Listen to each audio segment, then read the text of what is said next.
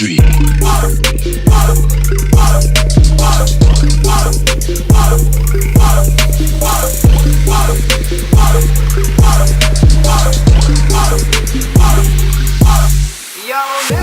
up, here's the story about a little guy that lives in a blue world. And all day and all night, and everything he sees is just blue.